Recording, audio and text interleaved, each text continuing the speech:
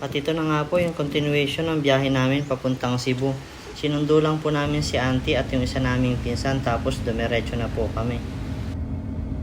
Mula sa Dumaguete papuntang Cebu, barko po ang sinakyan po namin. At napakagandang tignan ng dagat, sobrang kalmado. Napakaayos po ng biyahe namin papuntang Cebu. At eto po, kompleto po kaming lahat kasama si auntie at yung isa naming pinsan.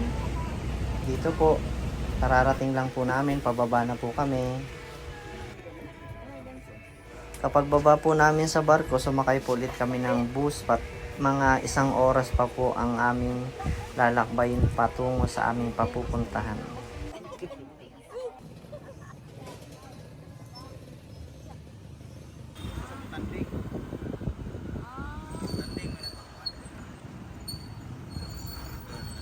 At eto po, pagdating na namin sa aming bibisitahing lugar, di na kami nakapagpigil, kumuha na kagad kami ng video kasi sa sobrang ganda ng tanawin. Eto naman po ang tanawin pagising namin ng umaga, sobrang kapal ng fog. Sumikat na yung araw pero natatabunan pa rin ng fog. At eto po, medyo nawawala na yung fog, nakikita na yung kapaligiran. Hop, picture muna. Napakaganda talaga ng tanawin.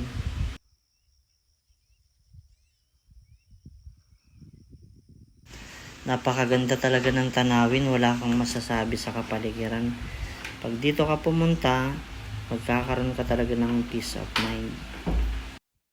At eto, pagsapit ng hapon, naglibot-libot po kami at umakyat kami ng bundok. Yung hindi namin nagagawa sa Maynila na naglalakad, dito nagawa namin. Sobrang haba ng nilakad namin. At kapag ganito kaganda yung lugar na pinuntahan mo, siguradong babalik at babalik-balikan mo sa sobrang payapa ng tanawin, ganda. Ang taas na ng nakyat namin. Eto, malapit na kami sa tuktok ng bundok. Eto, nakarating na kami sa tuktok. Ikot ulit at ipakita ang buong lugar.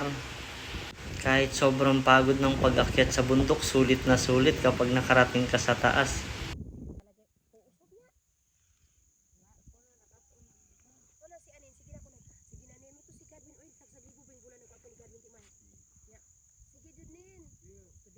At nung nasa taas na kami, nakakita ako ng rain cloud. Ganito pala ang itsura ng ulan kapag nasa isang lugar lang. Ang ganda tignan. Konting pahinga lang po, tapos pababa na rin po kami. Eto, naglalakad na po kami pababa. Napakalayo pa ng lalakarin namin.